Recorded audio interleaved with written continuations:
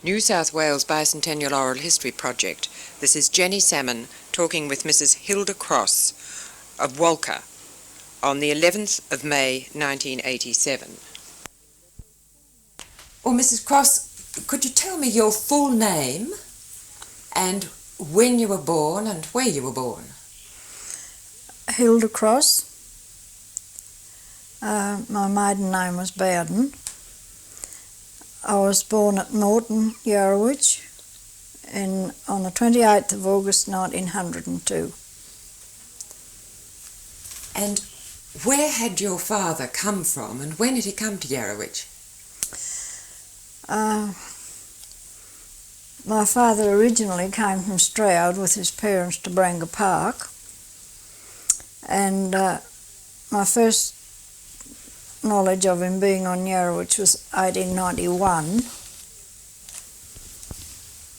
and he and his brother Frederick selected a little property down near Enfield Gully. You'll pass it as you go to Mr. Young's, and I don't know how many years they were there, but they sold that to Mr. Nevison, and my father selected this property up here, Morton, in 1897.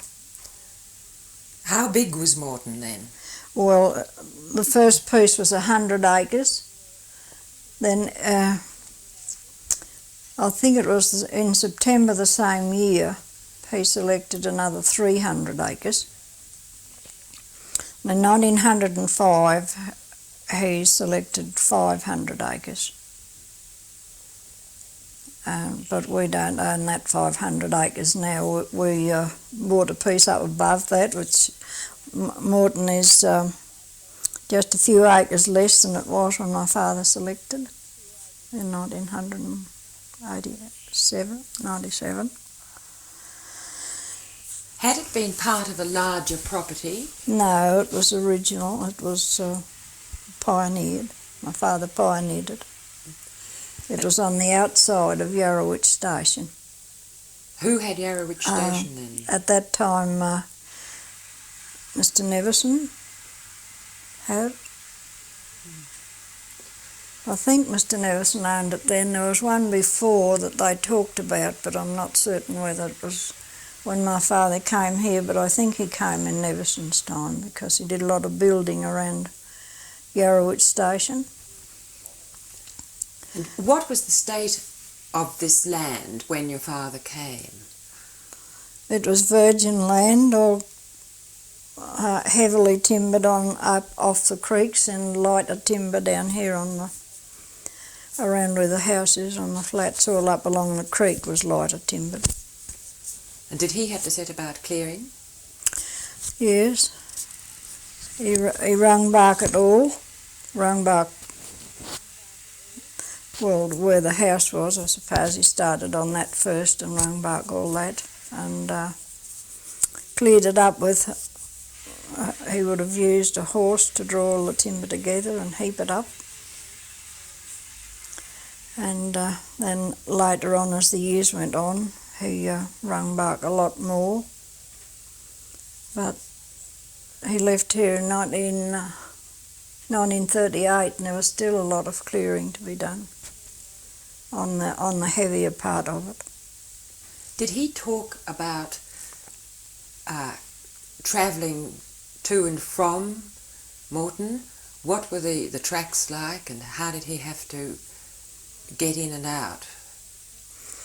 Well, the track was very bad at that time, and Yarrowitch Station didn't like the settlers getting the little blocks outside. So Mr. Nevison used to lock the gate over here, and there was a surveyed road along that property over there, and my father would come to the gate, find it locked. He'd have to take his team back over there and come around this way, which was very, very rough, and still is very rough. It's never been used as a road, but it was all up and down, you know, and uneven. And it was very, very rough. This feeling of the earlier squatters against the selectors was quite strong then. Yes, it was. They just didn't like them. Well, what the idea was, like people like Mr. Nevison, they wanted to get all that land, and they didn't like the poorer men coming in and settling on it. When they selected, my father had £5 to select his block of land. That was 100 acres. And we paid £1 an acre per year for 40 years, and then it became freehold. And it still is a freehold block.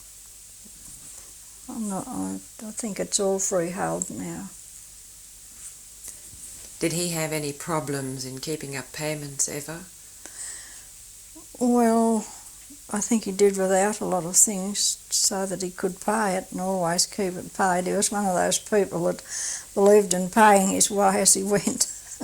I did hear him say years afterwards, when he was beginning to get old, he would have been better off had he borrowed some money, but he didn't believe in doing that. He just paid as he went along.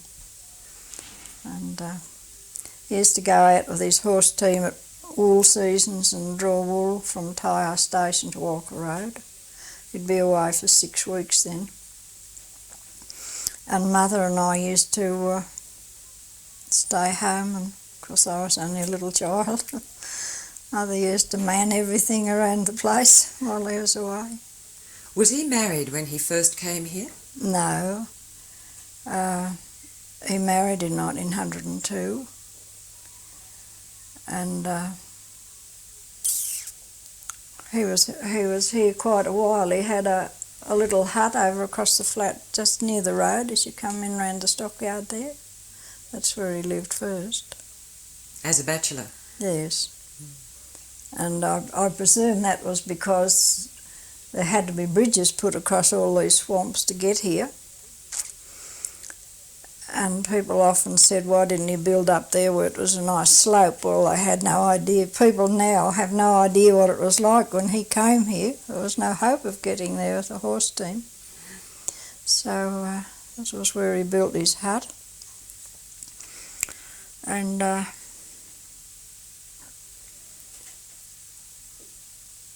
did he build another house after he was married?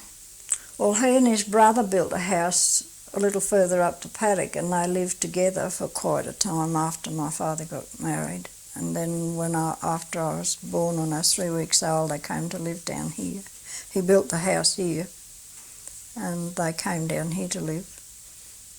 And then the brother went out to near the Oxley Highway and selected a property out there. And they didn't, they weren't in partners anymore. Where did your mother come from? My mother was born up at Mountain Station on the Port Stephens Road. I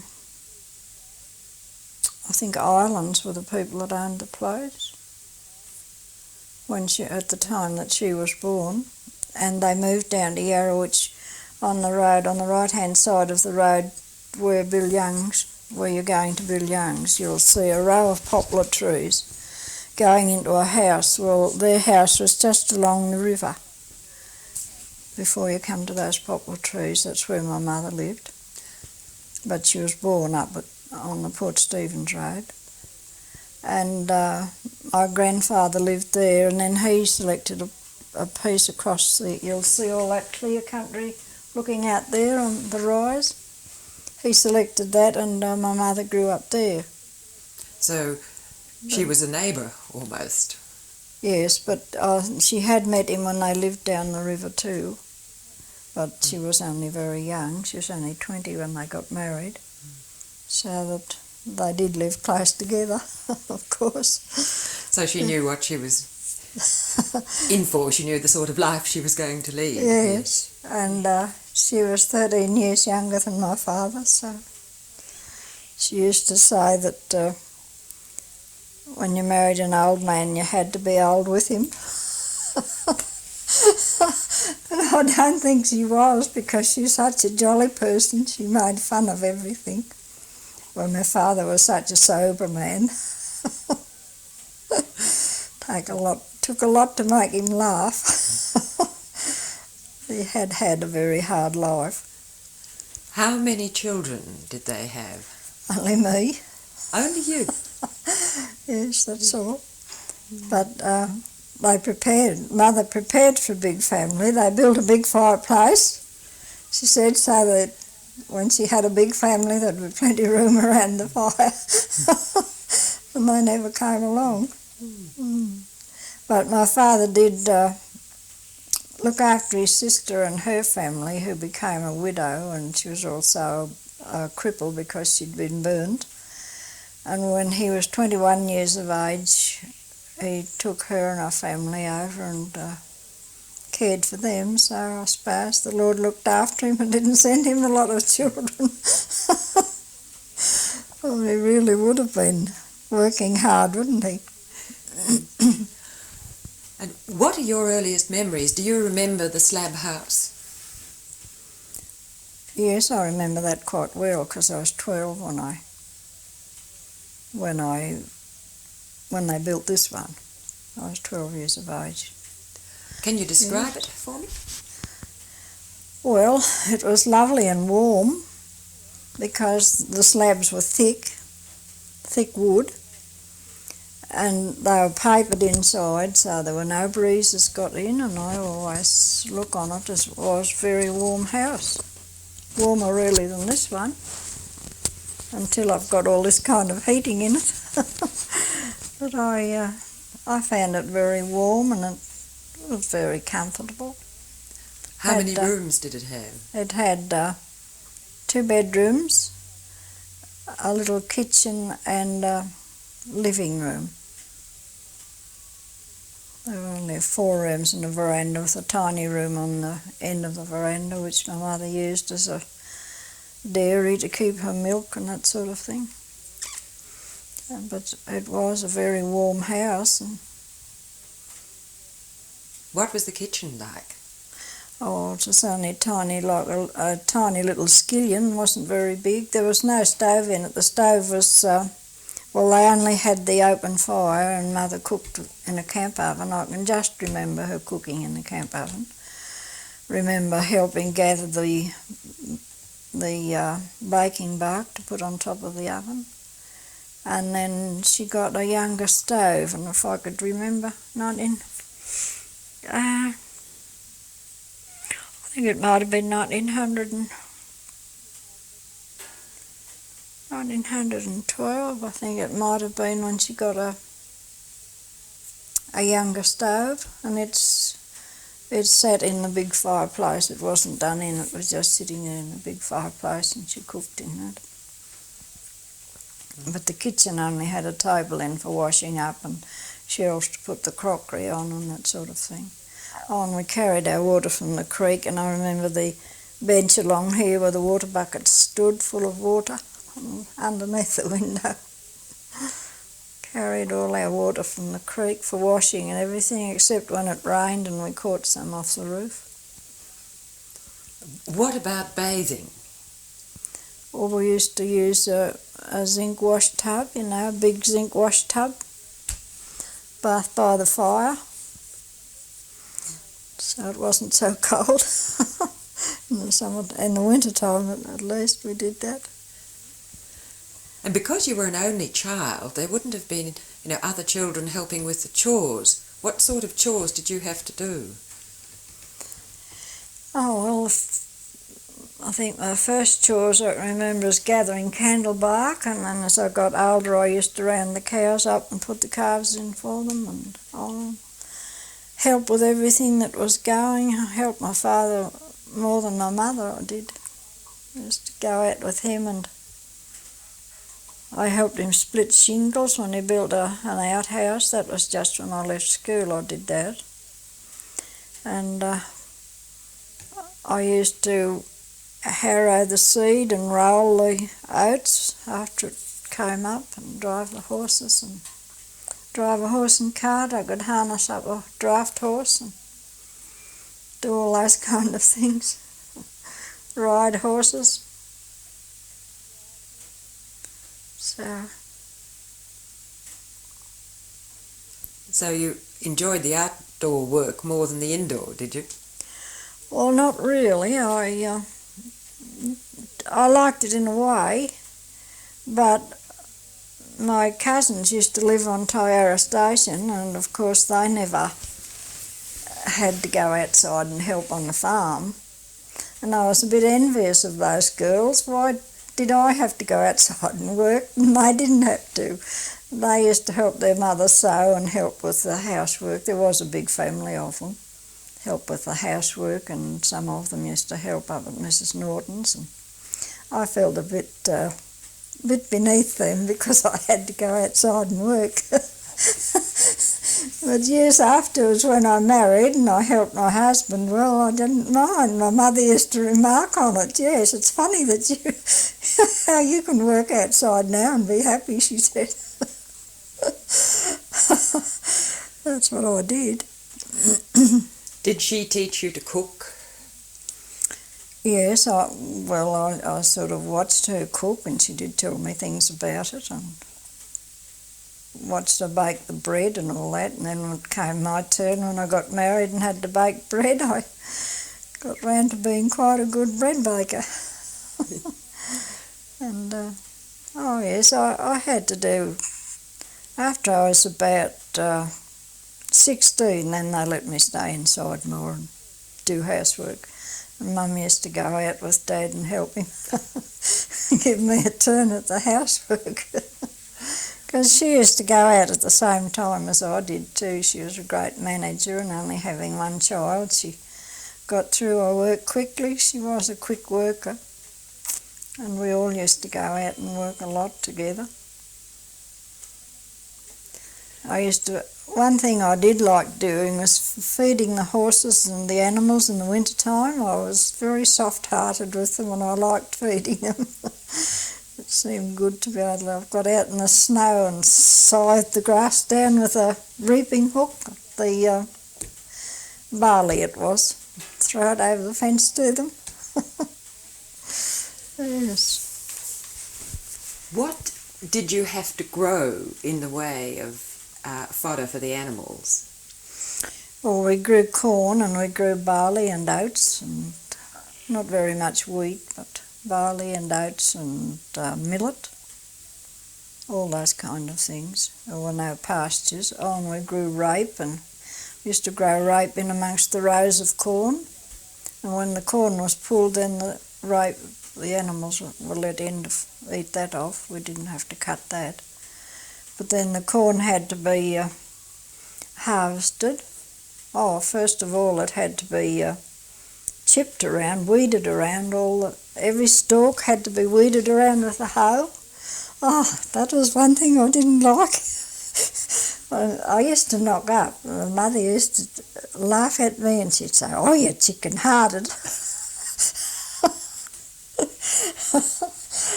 So it wasn't all fun. Then we had to gather it in with a horse and cart. There'd be 2 or 3 people pulling corn and throwing it into the cart, and then Dad would bring it home and unload it. And we'd just throw ours on the ground while he was away, and he'd come back and gather all that up. And it used to take us, I think it was about 11 acres of corn. It used to take us 3 weeks to gather. And then after it was put in the shed and it dried, we had to husk it, and we used to sit down in the shed at night and husk the corn. And then came the threshing. We had a big cedar box. I suppose it was about 4 feet long and about 2 or 3 feet wide, 3 feet wide, I suppose. And the corn sheller stood in that, and one fed the corn sheller while the other turned the handle and filled up that box. It used to hold 5 bags of corn. That was quite a big job. And it wasn't till after 1938 that we put a tractor onto it, and That was after I got married. Put a tractor onto it and turned it, which was much easier for everybody. You kept growing corn all those years? Yes, we grew corn all those years, but I think about the last corn growing would have been in the 1940s, I think. And people gave up growing corn because there wasn't so much market for it then. And did you use all that corn yourselves in the early days? No, we used to sell it. Sell it to Everett & Co in Walcha, and sometimes the stations would buy it and send a bullock team to take it away. But I don't remember the prices we got. What about the other crops? The green crops were all fed off by the stock during the winter, and then the oats was let grow when spring came, and then it was harvested about Christmas time for char, for hay, and that all had to be gathered in on a wagon or stooked up and let it dry, and then gather it in on a wagon and then put it through a chaff cutter to cut it into chaff. Did you head the oats for the grain? No, you left the grain on it. That was, good grain for the horses. Mainly were fed on that. When my father had the team, it would take him a week to get ready by the time he shod all his horses and cut his chaff, and the corn, of course, was always done in the winter time, and it took him that long to get it all ready to go to Walcha, and it took a week to go to Walcha and back with a horse team. And he did that once a year, and we used to buy 3 150 bags of flour, and I can't remember how many bags of sugar, and that used to do us for the 12 months, or almost the 12 months mostly. So he'd take up? He'd take up probably a load of potatoes or a load of corn or something like that, and bring back rations for, lots of people around, not just his own. That was, he used to take potatoes to Walcha Road. We used to grow potatoes too, and they had to be dug and taken away to Walcha Road and sent to Sydney. There wasn't much market around here for them. And I can remember one time he had to send money after the potatoes. There wasn't enough to pay the freight, so we didn't get enough for them to pay the freight. And then he just tipped them all into a pit, the rest of them into a pit, let them rot. Be heartbreaking. Times were rather hard, disappointing. When would that have been? Oh, just be during my early teens, that was. I couldn't just say what year it would be. And did you help with the potato planting and harvesting? Yes, I used to help with all that. And that was one job that was just awful, picking up potatoes, digging and picking them up. You dug them by hand. No potato diggers then. There wasn't till after 1938 when potato diggers came in and made it a bit easier then. What time of year were they grown? Well, they were always harvested about this time of the year. They were planted in November and harvested at this time of the year. It's May. The corn was planted in October. Always had to be in by the 18th of October. Why? Or else it didn't have time enough to grow. And it would be harvested about May. You couldn't harvest it earlier because it wouldn't be ripe. And the cockatoos used to really drive you crazy. That was another job of mine. Chase the cockatoos. I'd ride a horse to do that. I'd chase them right away around the hill over there, and by the time I got back to the house, they were back on the paddock. And then they put a tarpaulin up over pile up at the paddock, and I used to be up there when the cockies got there in the morning at sunrise. And if you could shoot one, well, they'd stop away for a good while, but if you didn't shoot any, they'd torment you all day. I didn't very often shoot one. I wasn't good enough shot. Oh dear, they were horror. And it makes me so annoyed now, or disgusted, when I think of people protecting them, and they'd let them eat their windowsills down when they wouldn't kill one. After all the years I chased them off for corn crops. Oh dear. Do you grow any crops here now? No, there's no crops grown here now, or really anybody grows crops around now, except they put in oats for their stock, but they feed it off. They didn't let the stock in on it then, but they do now. So there are less cockatoos, are there? No, the cockatoos don't get after the green feed stuff. It's only ripe grain that they come for. Oh, sometimes they'd come and they'll take the oats out of the ground when you plant it. My son's got a crop in up there this year, and I haven't heard any cockatoos around this year, so they must have had food somewhere else. Yes. Did you go to school?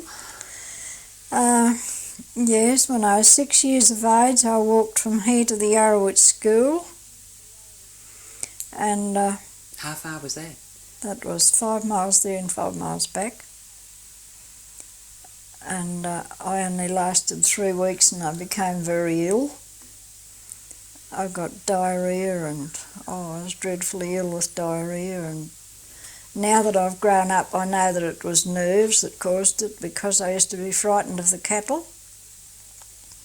I had a mile to go, and then I went with my uncles and aunts, and my mother would take me over in the morning. In the afternoon I would start home, and I'd see the cattle, and I'd run back to my grandmother's. Someone would come with me home then, and I think it was just the fear of the stock more than the walk to school that made me ill. And then they took me on a horse and buggy into a herbalist doctor in Walcha. His name was Dr. Fairley, and he said, well, don't send her to school anymore, that it's too much for her. And Mother taught me for 3 years then at home, and when I was 10 I rode a horse to school, the 5 miles there and 5 miles back. How many children were at Yarrowitch School? There were 42 children at the peak when I was going. There were a lot of big families around in that time. And on the way in, were there many families living? No, there wasn't, because it was so scattered because of Yarrowitch Station owned all the land, and there was only my grandmother's home and one other one just down below that between here and the school. And all the other children, they came from out that way, and a few just in close to the centre where the post office was. There was 2 or 3 families close in there. But all the others came from outlying places, nearly the same distance and some further than I did. And how did you all get on? Did you enjoy being with other children? Yes, I liked being with the other children, but I didn't get on very well at school because my mother had given me my grounding, and I was too high.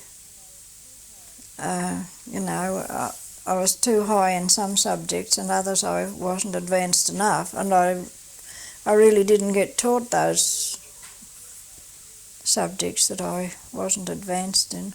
What did she teach you?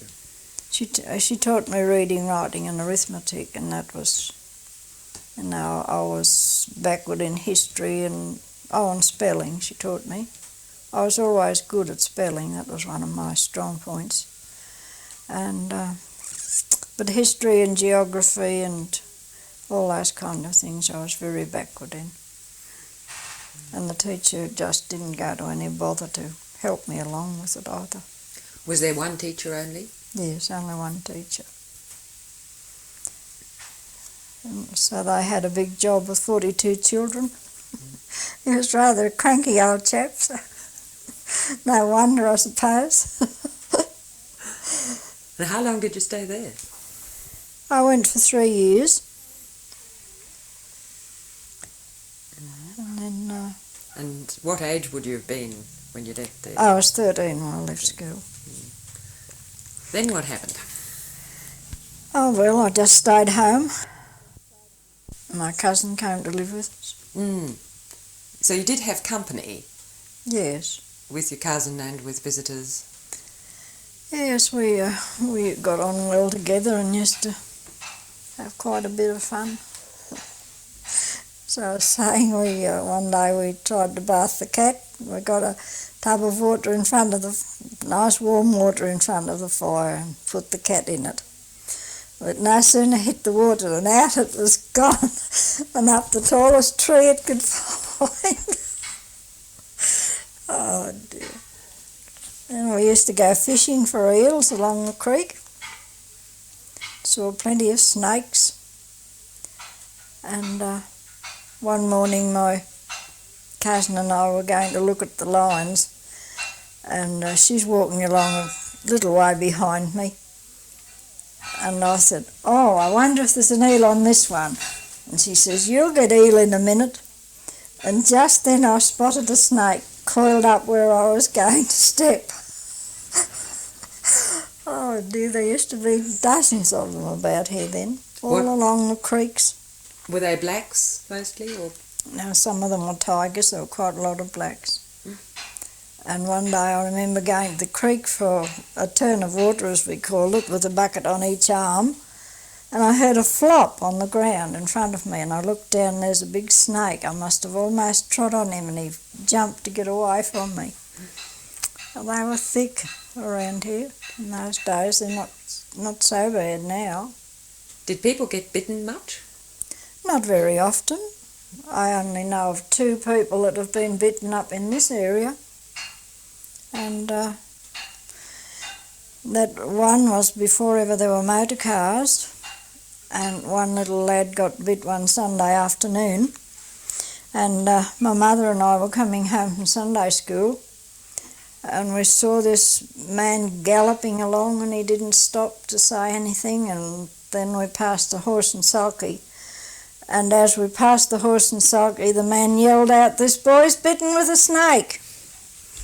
And he had to take him to Tyre, to a service car that used to run out there, and the doctor came out and met them at Waterloo, and they saved his life.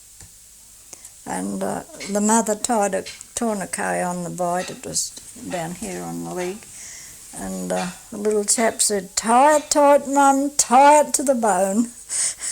The poor little fellow. He was frightened. And then the other chap was bitten up here after motorcars came. He was bitten up here in the bush. And they got him away with the motorcar, but he was all right. But not really. I think people were more aware of them because there were so many about. Did the stock ever get bitten? Oh, there was just odd times. A beast would die mysteriously and they would put it down to a snake bite. But I suppose if a beast trod on them they would bite, wouldn't they? But otherwise I don't think they would bite an animal. What stock did you have back in those early In the days? early days there was only cattle and horses, no sheep. And did your father sell cattle? Yes, he used to sell them. The buyers used to come round onto the property and buy in those days. But he didn't have a lot of cattle. I suppose he might have had 50 or 60 head if he had that many. and used to go away and make his living with the horse team. There were sawmills around, and he used to draw logs to the sawmills with his horses. That was another way that he made a bit of income. So most of his income was really from outside the Yes. property? Yes, really it was. You had your home and you grew everything you possibly could for a living, all your vegetables, and you made your own butter and killed your own meat, and lots of times went without meat, just vegetables and butter was all you had, because you couldn't afford to kill many stock, and you could only kill in winter time because you had to salt it all. You had fresh meat for a couple of weeks after you killed, and then the rest was salt meat till that was finished. So in the winter time, the neighbours used to kill between each other. One would have half or a quarter or something like that, and then pay it back when they killed. That was how they managed to get not such, didn't have to do with it salt for so long. What else did you eat in the meat line? Well, there were lots of hares, and we used to eat hares, and they were nice. I've often tried to cook one since, but I never could cook it as nice as Mother did. How did she cook them? She used to fry it and then make it's very dark flesh, and make a stew of it with onion and thyme and things like that. And we used the rabbits too, and we caught eels and had eels in the summertime, and we used to catch parrots, shoot parrots, make parrot pies. It used to smell lovely cooking on the open fire. How many parrots would it take to make a decent feed? It would take about a dozen parrots to make a parrot pie. Sitting down and plucking them was the big job. They were so tiny and the feathers so fine. What sort of parrots? Rosellas. Only rosellas. There were others, but the others were smaller than rosellas, so they weren't worth getting hardly. And how was the parrot pie cooked? Well, it was just cooked like soup and put onion and thyme and parsley and things like that in it. And then the flesh taken off the bones? No, the bones used to be left on, and Mother used to put a pie crust over it. And you picked the bones yourself. It's the same as you'd make a chicken pie. Only it was dark flesh, but it was really nice. Not many people would like them now, I don't think, but you were glad to get something that was fresh. And what did it taste like? Oh, I couldn't describe what it tasted like, but it was nice, that's all I know. Yeah, it was quite nice. But lots of people ate kangaroo, but we never ever did eat kangaroo. We did during the Depression. We had kangaroo tail soup. That's the only kangaroo I've ever tasted. And it was quite nice, except that it's sticky, stick your lips together. It was thick. You didn't have to thicken kangaroo tail soup, it was thick itself. But it tasted very nice. Were there plenty of kangaroos around in those earlier days? Well, not near as many as there are now. You'd see them around, and in the very early days I suppose there was, but they used to let them shoot them and sell the skins. And they had horses trained for what they called stalking kangaroos, and the horse would walk along and feed, and the man would shoot over the horse's back. The kangaroo wouldn't see the man, he would just see the horse walking along. They called it stalking kangaroos, and they sold the skins. They'd skin them and peg the skins out on the shed walls and then sell them. Did your father do any of that? Yes, he used to do some of it. And possums too. They used to shoot possums in those days. Sell the skins. And then they it got that they had to apply for an open season if they wanted to kill them. But you wouldn't see them in flocks like you do now. They come in 40 and 50. You'll see them in mobs up here coming out of up at my son's house. This is kangaroos? There's a clear patch up there at the top of the paddock. You can sit at his window and see them coming in onto the pasture late in the evenings. But in the early days, when I first remember them, you'd just might see one and two together. That's all you would see. And there were kangaroo rats. They were something else that were very destructive, and they're protected now. They used to dig out your potato crops, eat your pastures, and eat turnips and those sort of things. How big were they? They stood about this high. They hopped like a kangaroo. It's about 3 feet high, 2 or 3 feet. I can remember my father going out with a lantern and shooting them. When you open the door and walk out with a lantern, you'd see them half a dozen and more hopping around. So they were very destructive on the crops. The bandicoots, they were destructive on crops. The tiger cats were hard on your chooks.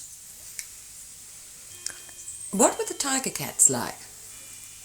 Well, they're like a big cat, black with spots on it, yellowish sort of spots on it.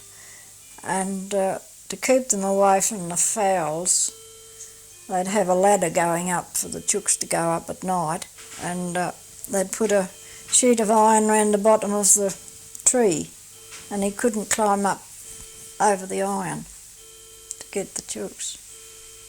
But then the fox came, and he used to sit under the tree and wag his tail, and when the fowls flew down, he'd grab them. So I had to build a fowl house then and shut them in at night.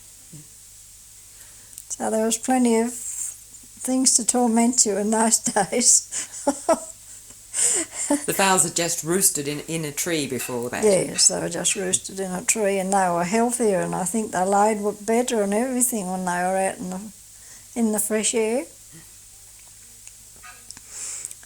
We used to have trees growing at the back of the fowl house, and there were times that the fowls in hot weather, they would prefer to go up into the tree, and you'd have to hunt them into the yard at night because they'd preferred to camp outside.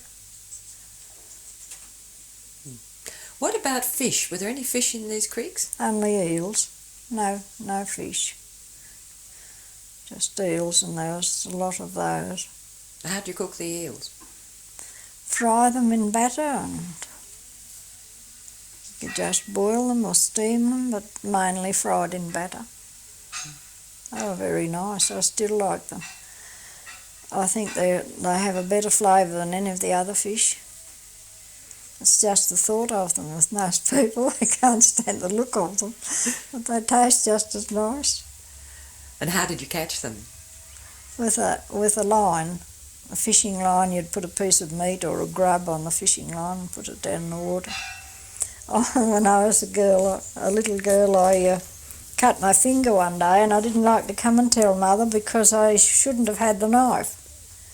So I ran down to the creek, and I held my finger in the creek and was watching the blood trickle away. And then I saw an eel coming up.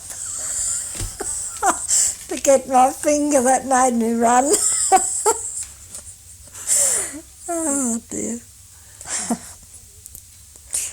I got into plenty of mischief too. I remember my father having 2 horses and a slide down here on the creek. There's a photo of the slide up there. And while he was doing something, he laid the reins out across the slide like that, and the axe was lying on the slide. And I picked up the axe and I chopped his plough reins right in two. And he plaited them out of green hide. You can imagine all the work he went to. And Mother was ironing, and I ran home, and she wouldn't open the door for me, and Dad was after me. I don't remember the hiding, but I can remember that part of it, so I must have been a bit small. Oh, such a naughty thing to do. Well, it's a terrible thing to do. Doesn't really. a child get into mischief? Mm. And we used to have the oil bays on the kitchen table and used to hang down about that far over the edge. So one day while Mother was getting water from the creek, I got the scissors and I ran around and I nicked it all the way round. Oh, I can remember hurrying to get it done before she came back. But these would have been fairly serious things to do. Oh, they were serious things because everything was so costly, wasn't it?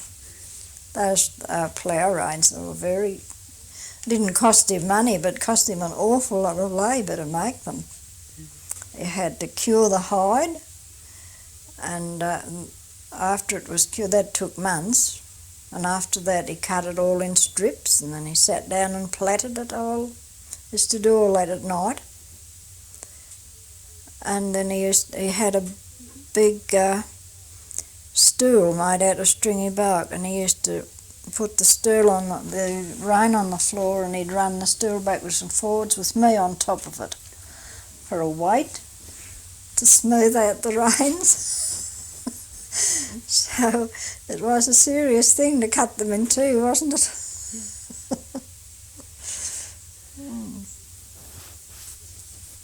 So after you left school, you stayed home and helped sometimes outside, sometimes in the house. Yes, I was jack of all trades. And I used to trap rabbits. Never thought of going away to work. Well, there were no positions only to go away and work on the stations or for a bank manager's wife or somebody like that, you know. There wasn't any work for girls. And my grandmother had worked away a lot, and she wouldn't allow her girls to go out to work. She said if she only had a crust of bread for them to eat, they'd stay at home. Was that because she hadn't enjoyed her work? She hadn't enjoyed working.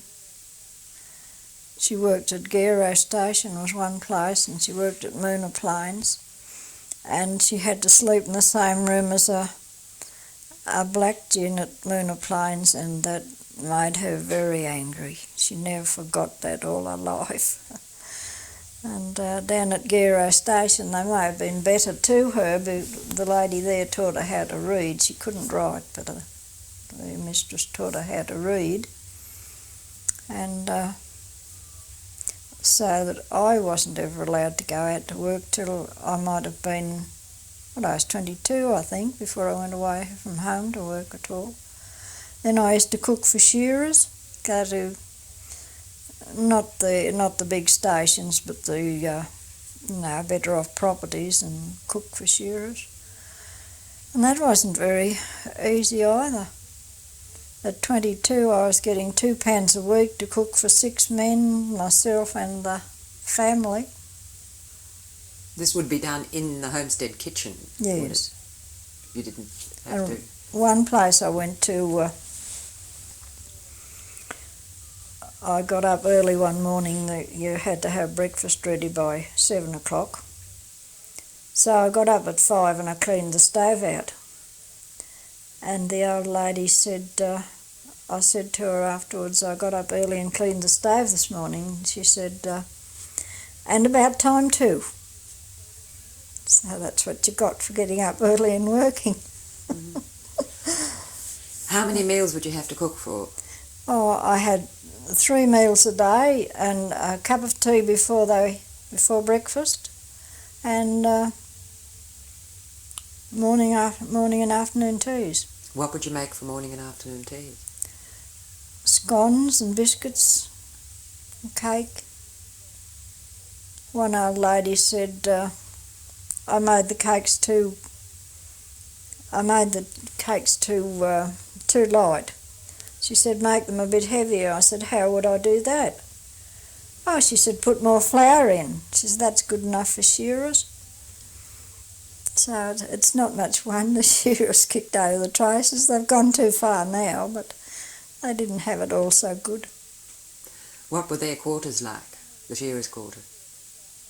Well, I never did see their quarters. They had a hut away from the house. They didn't stay at the house at all. The wool classer used to stay at the house, but the shearers, and sometimes they'd go into town and get drunk and weren't fit to shear next day, and I'd get the sack and I'd go to town and get another lot and all this sort of thing.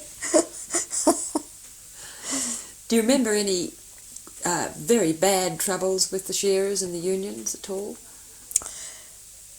Oh, there was before my time, but there was nothing in while I was cooking for them or anything. There was nothing like that ever seemed to happen. Because you would have been cooking if you were 20 in about 1922. I was about 22, I think. 1924, say. And I used to go out each year then until I was married when I was 28. And only got £2 a week.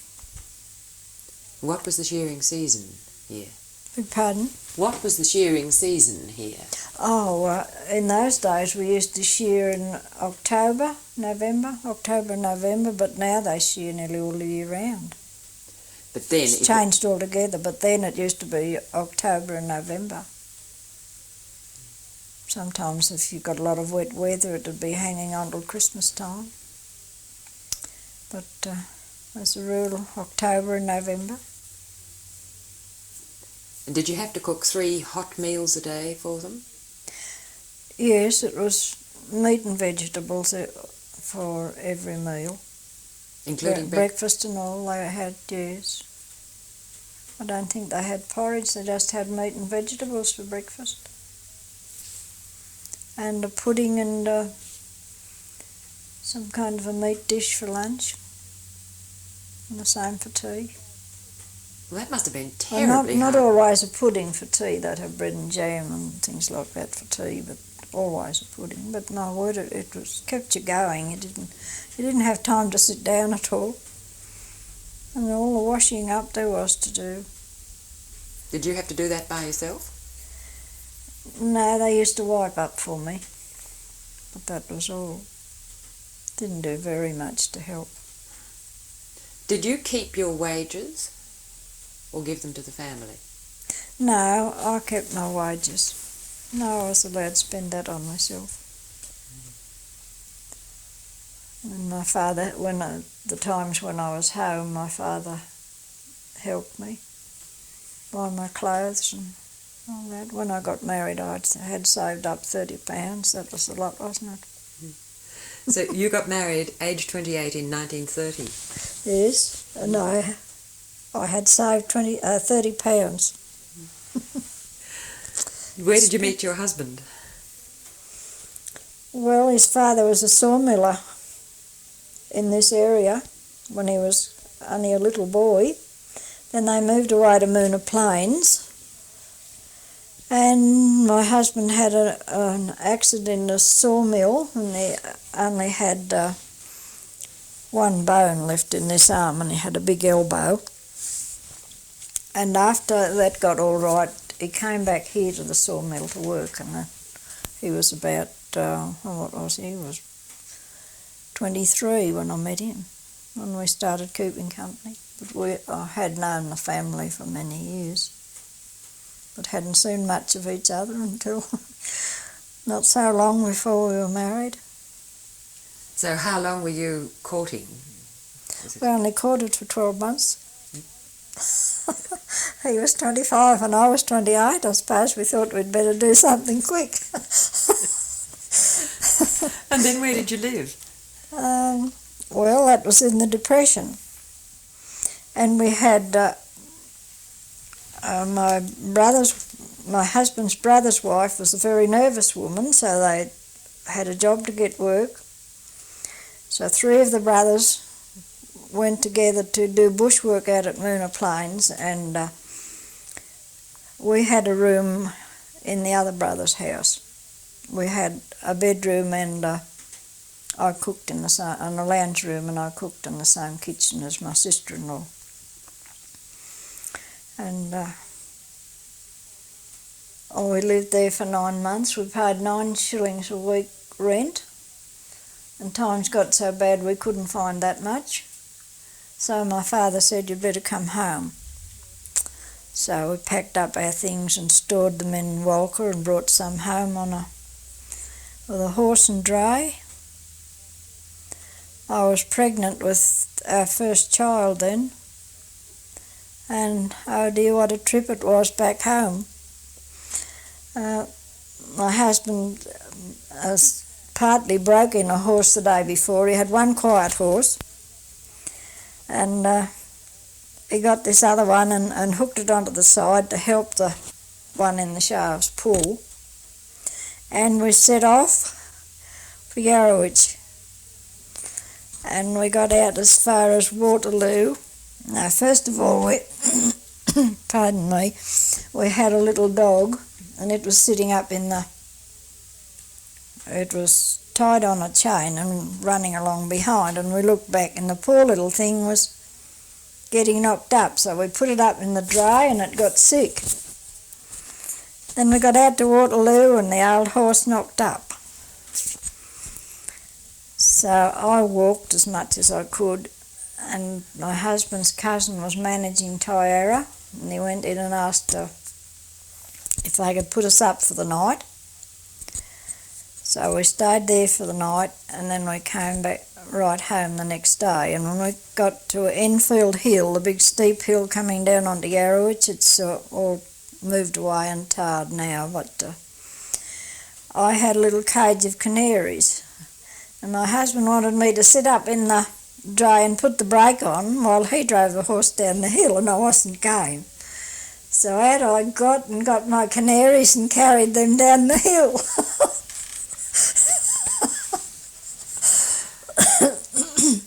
So that was how I came back home after being away for 9 months after I was married.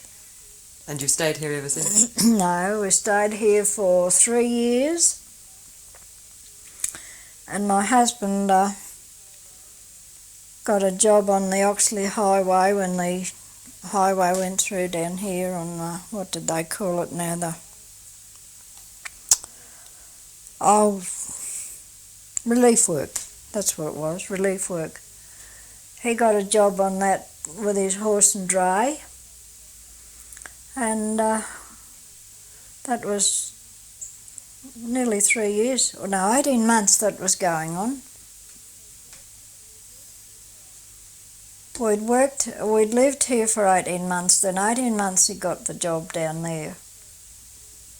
And he used to ride his draft horse from here way down to, I suppose, it would have been 20 miles. He rode every Friday to come home and back to work Friday night after they knocked off. And then on Sunday afternoon I'd cook up his meat and bread and cakes and everything I could think of, and cook jam for him, and he'd cart all that on the back of the draft horse down to the camp and spend the week there and then come back Friday again. And there used to be such a lot of wet weather. If you only saw a little cloud out here in the east, he'd be home because it was too wet to work. I think it was £2.10 a fortnight was the last fortnight's pay he ever got on that. He had a wife and child to keep and a draft horse to feed. I think it was £5 a week he got, or nearly £5 a week. And they got so much wet weather that you didn't clear very much out of it. This was for the building of that Oxley Highway? Yes, from the beginning. Not the convicts did it first, but this was the next time it was done. Had it fallen into very bad repair beforehand? Well, I think it had. I hadn't ever been down, although we went down that way on our honeymoon. There were 11 miles of it not done. And we had a little Chev car that we'd borrowed for our honeymoon. And when you went into the surge holes, you wondered if you were going to get out again. So it was pretty bad. But I hadn't seen it until I was married. heard talk of it. That route wasn't really used very much. You didn't go down to Port Macquarie often. Well, in my time they didn't, but before that they used to go down there with horse teams and bullock teams, and people used to drive pigs down there and cattle, and it was used quite a lot then.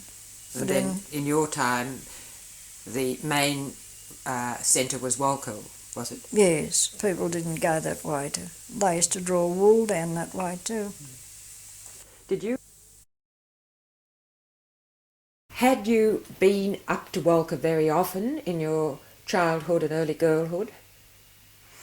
About once a year. And I think I was 7 or 9 before I went to Walcha.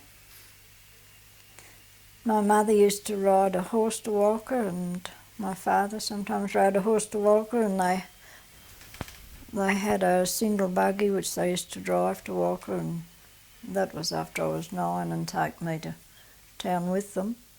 What was the town like then?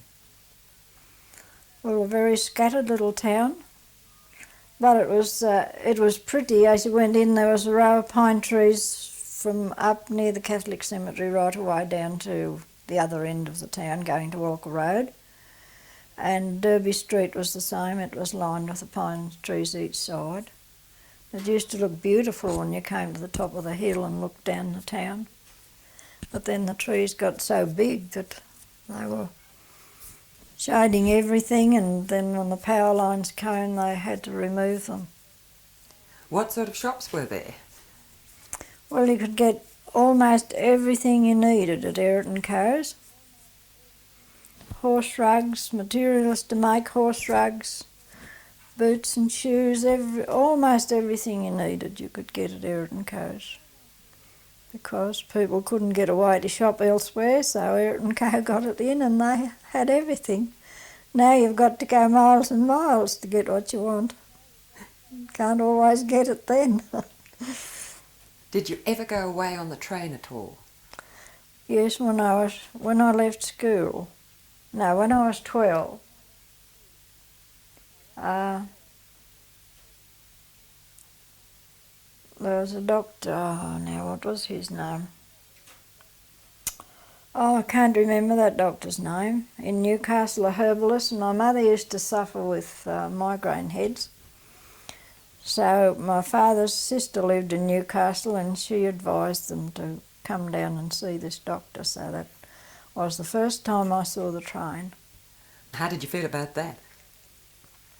Well, we drove a double buggy to Walcha Road and left the horses in a police station paddock.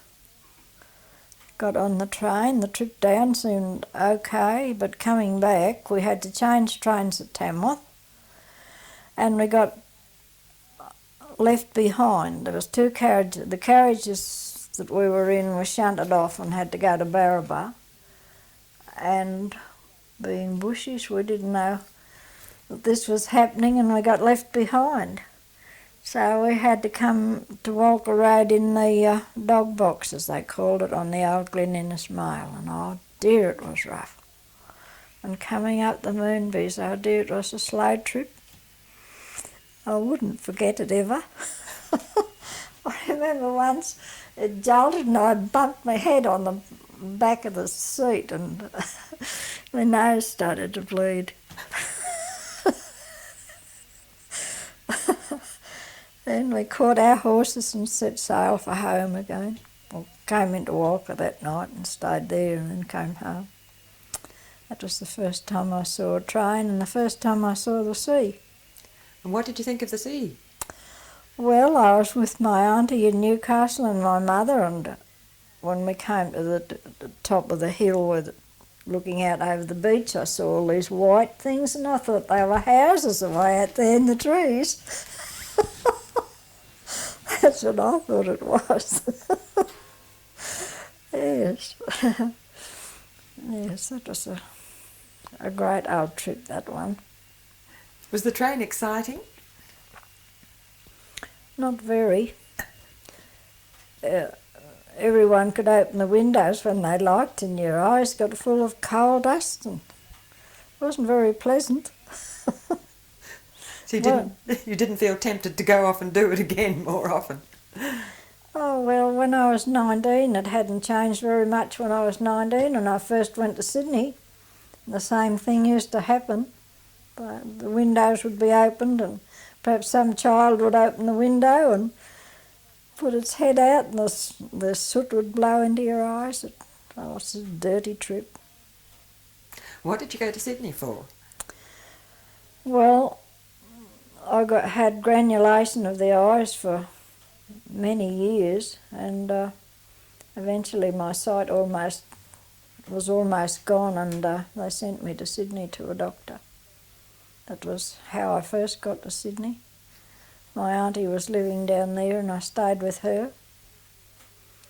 And I was treated for 18 months for bad eyes, and they got fairly good. And I wore glasses for years and years, and didn't have real good eyesight, but then I had to get cataracts about 17 years ago, and that's nearly finished my sight altogether. I've had one off, and then I had a hemorrhage at the back, and that's no better than before I had it done, and I'm waiting to have the other one done now. What did you think about Sydney when you first went there? Oh, I was so lonely, it was a terrible place, and I was so shy. I just, my auntie used to say to me, now, get on the tram and go down to the quay and back again. But I was too shy to do that. I just stayed home when she went out, when I didn't go out with her.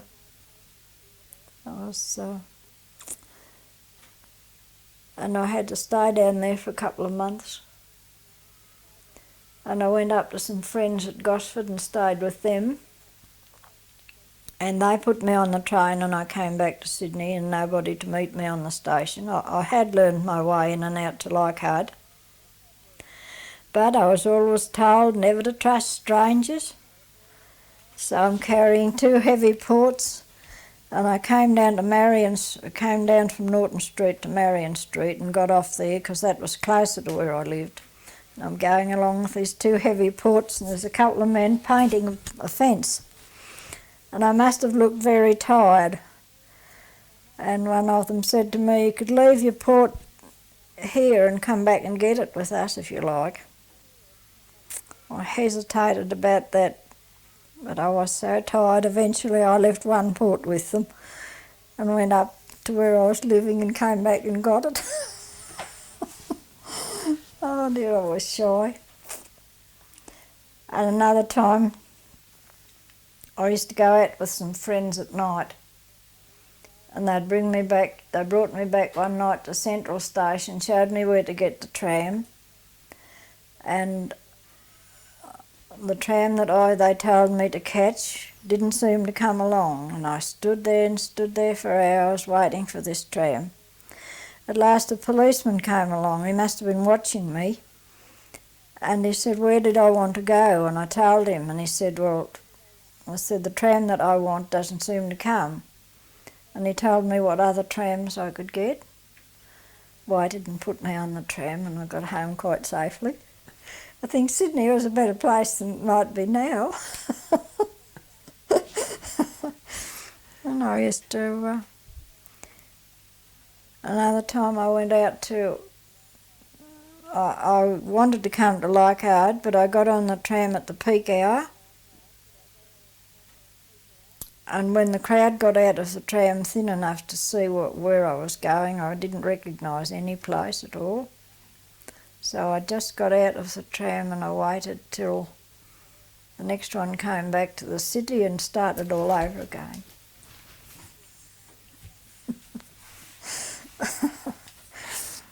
You must have been quite glad to get back to Yarrowitch, weren't you? Well, it's a very strange thing. I always wanted to come back. I always wanted to come back to Yarrowitch, and I've never wanted to leave it. I used to think, well, my parents would be lonely without me, and I was quite content here. And then when I married, I lived away for 2 years. I lived away for 9 months. Then after we got on our feet and built a house in town, I lived there for 2 years, but I was never contented in Walcha. I wanted to get back to Yarrowitch. And when my father's health gave out, he let my husband buy the place, and we came back here, and I've been here ever since. And when my husband died, the family wanted me to go, but I didn't want to. I still wanted to stop here. And I still do. I don't know how long I'll be able to. When you get to 84, you can't be sure of what you can do for too long, can you? No. But it's a lovely place. I've always been happy here, and I think the fact that my father selected it, I was born here, and he loved the place because he never had any other home before he had this. He was from one sister to the other after his mother died, when he was only 15 when she died. And he used to go from one sister to the other and from one station to the other, and this was the only settled home he ever had, so he was always very fond of it. And I think I'm following his footsteps. My mother was always, come on Dad, we'll sell out and we'll go where we can get a bit of fresh meat. But Dad didn't sell out. He hung on till his health gave out and he had to leave then. And you have a son here now? Yes, my youngest son living here and looking after the place. He doesn't live off the place. He has it more or less rented, and he does the he looks after all the fences and does the crops and all that, but another chap leases it for stock. And my son has Linmac Engineering in Walcha, and he also has he's an agent for the Scania trucks, and he's got a workshop over here, does quite a bit of work for other people in the machinery line. But I've been educated from here myself, and my own children have been educated from here, and my son's 3 children have been educated from here. But my son's children, well, the last 2 of mine had a bus to go to school on. The first ones I gave them correspondence. I had a subsidised teacher and I had a correspondence supervisor. Then they rode horses to the Yarrowitch school, and when Yarrowitch was cut up for settlement and a lot of people came, they got a bus, and the last 2 had a bus to go to school on. When was Yarrowitch cut up for settlement? 1948. After the Second World War? Yeah, 1948. It was cut up for settlement. Did the First World War make much difference to life down here? Well, not that I noticed very much, but it was a lonely time. You only got your mail once a week. I had lots of cousins away at the war, and they would be dead for sometimes months before you got any message about them. And it seemed lonely because the boys were going away to the war, and we used to have hold sports days to raise money for the war and all that kind of thing. So what I remember, we used to get good dye, dye for material before the First World War, and it came from Germany, so you couldn't get any materials that would keep their dye. They used to all fade, and you couldn't get any sugar, only brown sugar, and all those sort of things were short. And I think they said daylight saving came in the First World War. What they call it, get the Prime Minister, they used to call it the Prime Minister's time, whatever his name was, but I can't just think of it.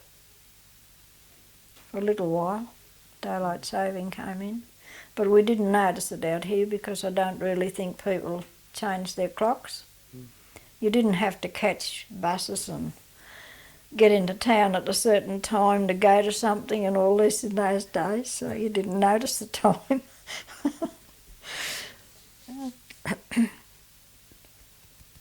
I can't think of anything else about the...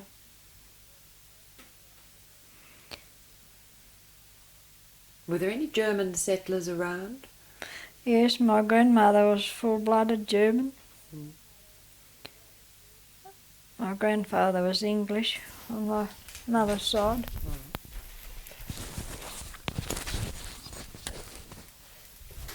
Was there very much feeling? Was there any feeling against them at all? Well, I can't remember that it was against my grandmother, but my grandmother's brother had 3 sons go to the war and he wasn't allowed to vote. And Hans and different German families around the town, they weren't, up around Walcha, weren't allowed to vote, though they had sons away fighting. Some of them were full-blooded Germans. Did people get at all bitter about that or not? Well, yes, they did. There was quite a stir-up about it and quite a lot of talk about it. I suppose it did hurt people's feelings very much when their sons were away fighting. And that bitterness, it's not many years back since I was at the CWA, something to do with CWA, and we had a full-blooded German guest speaker. And the lady, as he talked, she would keep saying to me, "But he's a German. But he's a German." It didn't worry me at all because my grandmother was a full-blooded German and you wouldn't have found a better person anywhere. Kind-hearted, and she would give away the last thing she had to help somebody else. And I felt that, well, though we fought against Germany, the German people couldn't have all been like that. But evidently it still ranks in some people's minds. I suppose if you didn't have German blood in you, perhaps you would feel bitter, wouldn't you? But it doesn't worry me a scrap. I think of the nice family my grandmother's family were. They were lovely people, also good-hearted. And my grandmother, I remember once, she couldn't have had anything to give me for a birthday present and she gave me a jam bottle. Poor old soul. And when I went to town to live, she always thought people who lived in town were so poor. And I went to see her one day and she gave me a little bag of onions. She always had something to give away to whoever came, no matter who they were. They always got something to take away with them, though she was very poor. What about feeling during the First World War about the Irish later on? Was there any repercussion around here at all? I can't remember that there was. I don't remember anything about that at all. No, I don't think so, although there was a general feeling amongst people not to marry the Irish, wasn't there? Amongst the Protestants. I can remember in my father's family, I think every one of his brothers and sisters had somebody marry a Catholic, and I married a Catholic. So there you are. Well mixed up. My father never said a word about it when I married a Catholic, but I had heard him say things before.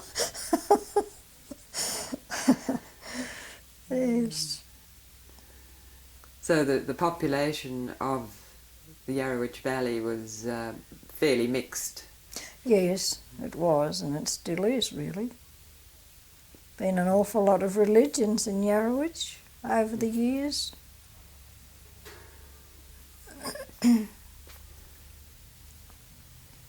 I can't remember. Oh yes, there was one Irish family. The Costigans were Irish. I think that's about the only real Irish family that was around here. Well, thank you very much indeed. It's been wonderful. Well, it's a pleasure. You can't do very much when you get old, and if you can do something to be of benefit when you're gone,